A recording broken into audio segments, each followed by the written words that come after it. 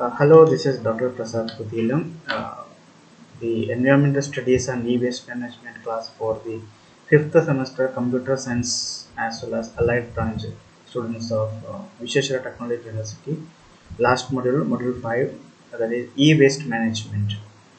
The explanation for the theory part of the which is the syllabus. Okay, so e-waste management. Uh, this class video is available in my YouTube channel, my intuition 4865. All the class videos, not only for a CSA stream, other stream videos are also uploaded to this playlist of environmental studies. It also includes the multiple choice questions as well as option and answer, so that you can practice towards your exams. Okay, now introduction to e-waste. E-waste, it is the term which is used for the discarded electrical or the electronic devices, and these devices are no longer in use, or it have become an old or broken, or it become say obsolete. So e-waste, it includes the things like the computers, mobile phones, televisions, radios, washing machines, and other home appliances, mixie, whatever we use in our kitchen or daily office work, that becomes the e-waste, electronic waste. The composition of e-waste, it contains both valuable materials as well as harmful substances. Some of the valuable materials in the electronic waste are the metals like gold, a very valuable one, silver also, copper also present, because they are very good conductors. They are used in electronic appliances in the circuit boards. So these metals are very important because they can be reused, they can be recycled, and it saves the energy and resources. However, the e-waste, it also contains hazardous components which are dangerous to both people and the environment. So these harmful substances, it includes the lead, mercury, cadmium. So if not handled properly, these materials can cause pollution and health problems. So this is why the electronic waste management, the electronic waste needs to be processed and disposed very carefully using special methods and using special equipments. Generation and global context of e-waste. As the technology advances quickly, people are constantly upgrading their devices, such as buying new smartphones or computers. So this is has led to a rise in the electronic waste around the world.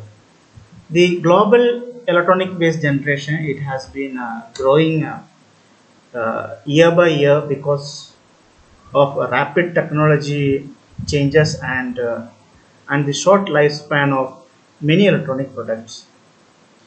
So the rise in electronic waste in it become a become a concern in the developing countries.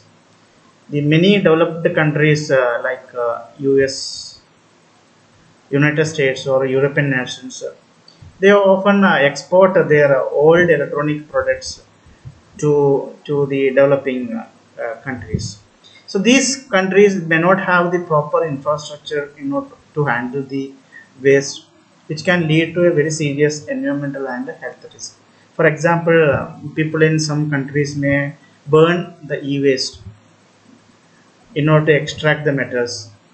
This burning, it releases harmful chemicals into the air or to the water, and even to the soil. So these practices, it can cause diseases as well as it is harmful for the even for the wildlife. So the e-waste pollutants and hazardous properties are discussed here. The common pollutants in e-waste, it includes the heavy metals. Heavy metals, they are the toxic metals. They are found in many electronic devices. For example, lead, it is found in old television screens called as the cathode ray tubes, not the modern one, some 10 years back. cathode ray tubes, television screens still are there in many of our homes, and the circuit boards also contains lead. So it is very harmful to the nervous system, lead, and even small amount it can cause serious health problems like brain damage.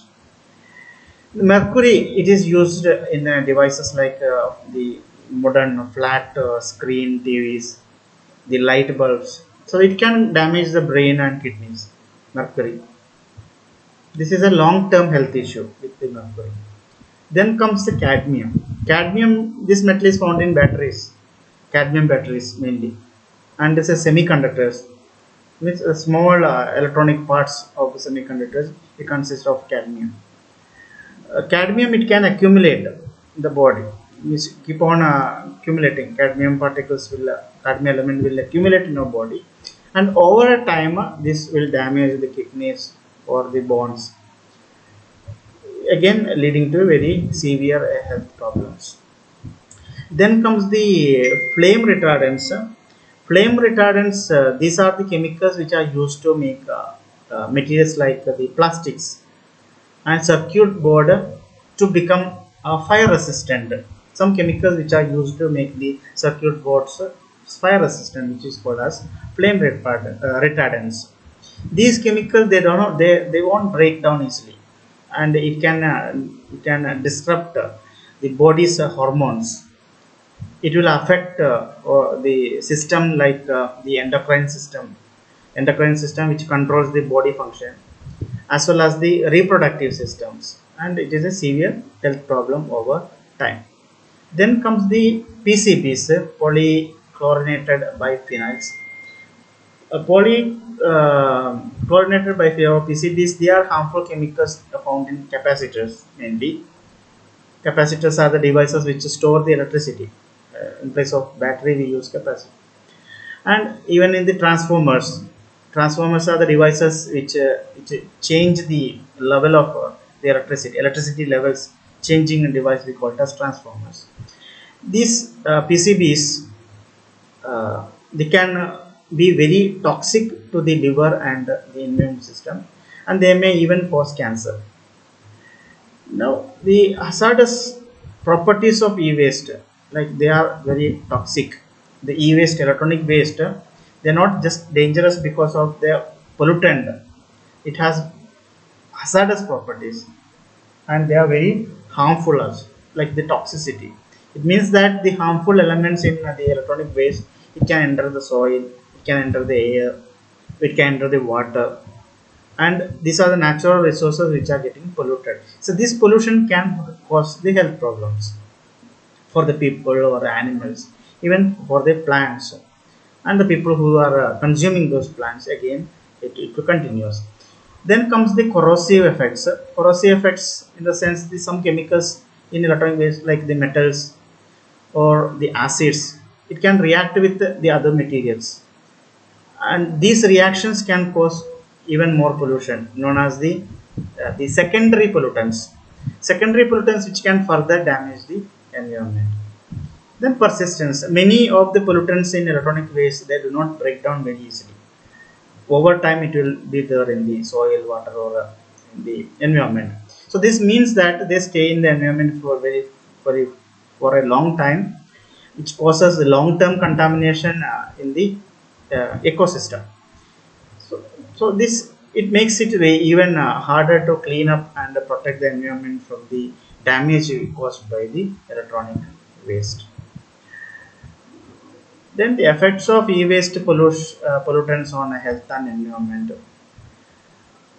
The electronic waste contains harmful chemicals, as I said, or the metals which can cause serious damage to both human health as well as towards the environment.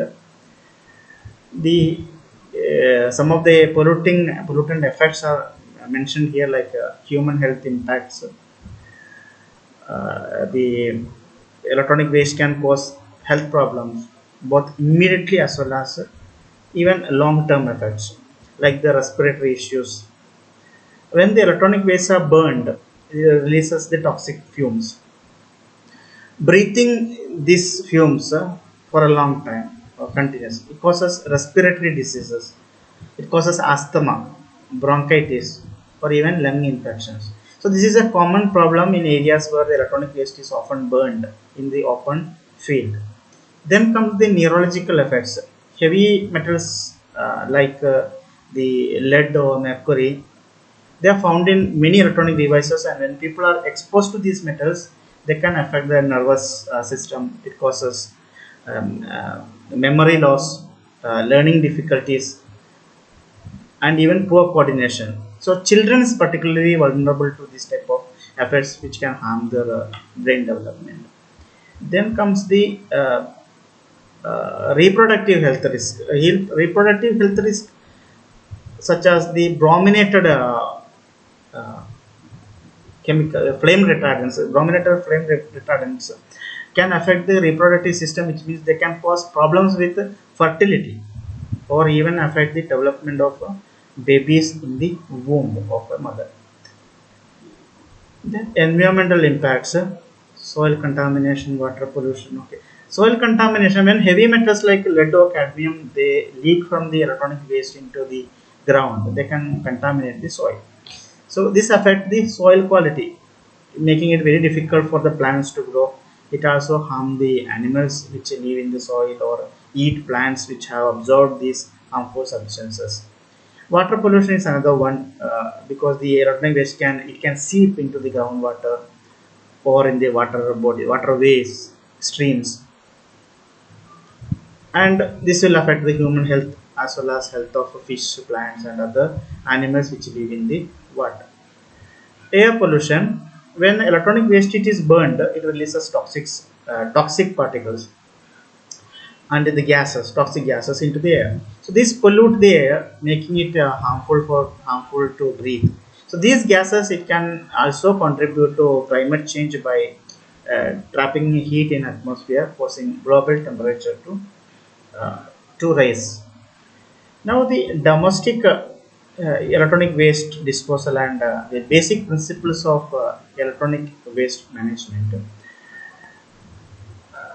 like domestic e-waste disposal methods like informal sector handling. In many countries, people in the informal sector, they uh, collect and recycle the electronic waste. This means they work without proper safety measures. They often dismantle electronic items like old computers or phones by hand. This can be dangerous because they may come in contact with the toxic substances like the lead, mercury, and cadmium. So the workers as well as the people who live nearby, they may be exposed to harmful chemicals that can cause health problems. Then landfill and incineration. Another way of by people disposing the electronic waste is by throwing it into landfill or burning it. Both of these methods are harmful because the landfilling, it stays in the ground for a long time and it leaks the toxic chemical into the soil and water over time. Burning, it produces the toxic fumes into the air and it causes pollution, air pollution. Then comes the formal recycling facilities. The best way to handle the electronic waste is to take it to an authorized recycling center. These are the facility or formal recycling facilities uh, which know how to treat the electronic waste, and they even extract the useful materials like the gold, silver, copper, and they properly handle the harmful substances so they don't harm the environment, they not get harmed, and this helps reduce the pollution and saves resources that can be used to make new products.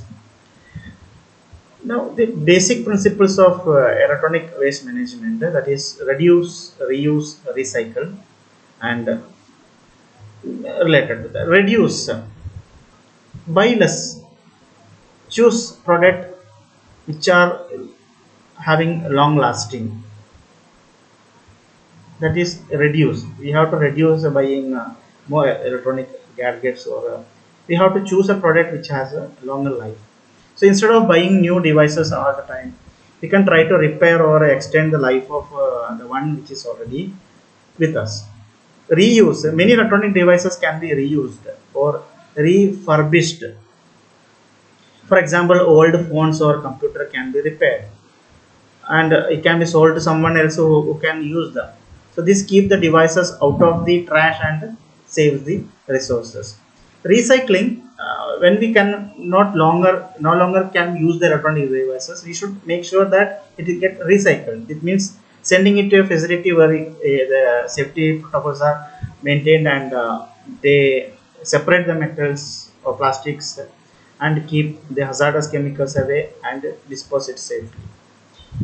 These are the producer responsibility and take back programs. Producers, the companies which make the electronic products, they have a responsibility to take back the products when they are no longer needed. So many companies are now offering take back programs, some reduction in the cost if they purchase it. Okay, so this type of programs will reduce the landfilling. That is the producer's responsibility, the one who company who is producing such products.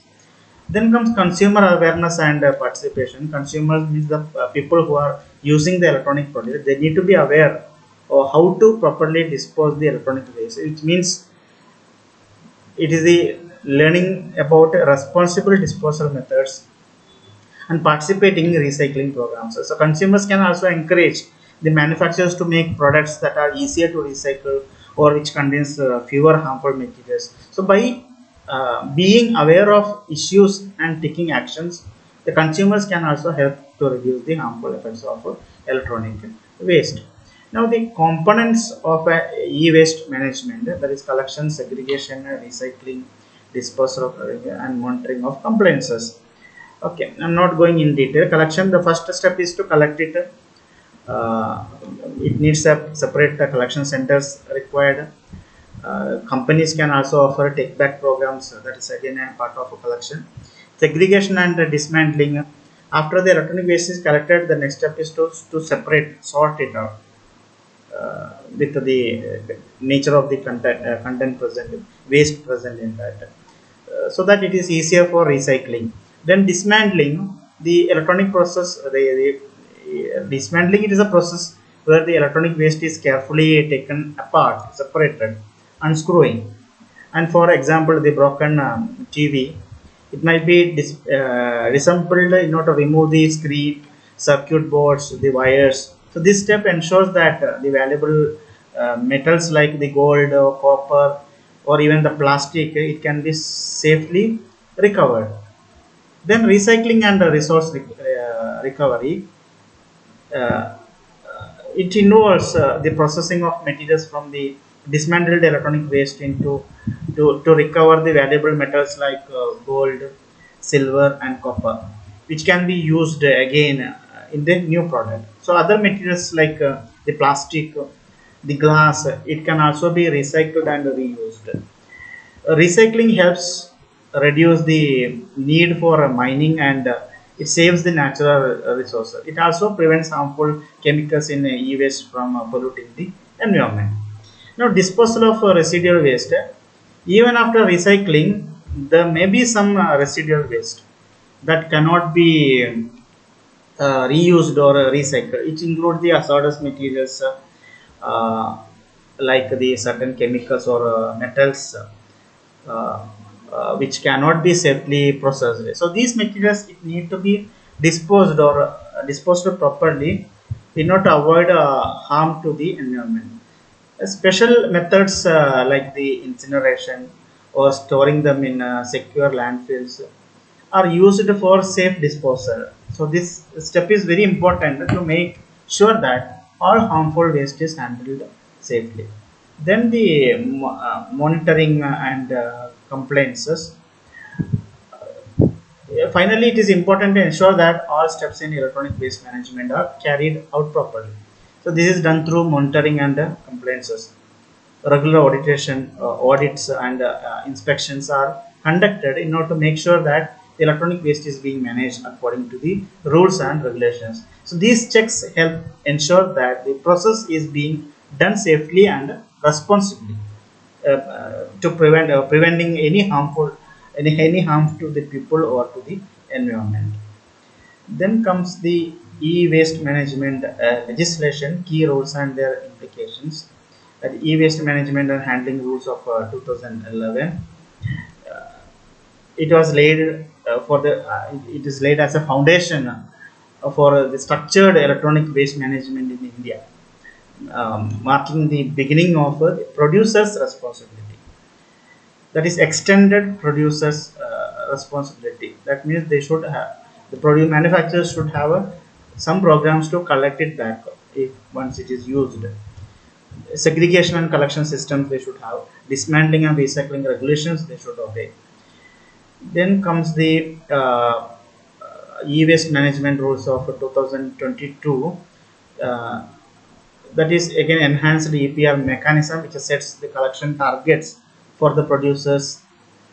Targets are given for the producer how much they need to collect it back, and it imposes penalties for not compiling or non-compliance.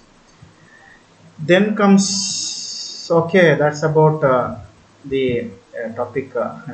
Then comes is the self-study component. Self-study component that is e-waste management amendment rules of 2023 and 2024, very recent e-waste management rules that the students need to search, find it out. The key aspects not to be explored are updates or changes of the enhanced EPR mechanism or EPR targets or compliance requirements. The new incentives means the bonuses or the penalties, not only bonuses, even the fine penalties introduced to promote to adhere to the e-waste generation. Then the technological advancements or the infrastructure support required to recycle, because new type of electronic devices are coming, therefore advanced technology required even to recycle, advanced infrastructure also required to recycle these facilities. So these are also a part of our research program. Not only that, producing an electronic device is a part of our research project. Producing a setup not to recycle or reuse such electronic devices is also a part of our innovation. So that's about the EVS and electronic waste management for the computer science, engineering and allied branch students. All computer science related branches covered all the 5 modules. The objective type questions and answer are also available in my YouTube channel. Please do subscribe. Please do share the videos to others and help support me in this matter. Once again, thank you very much for watching my videos.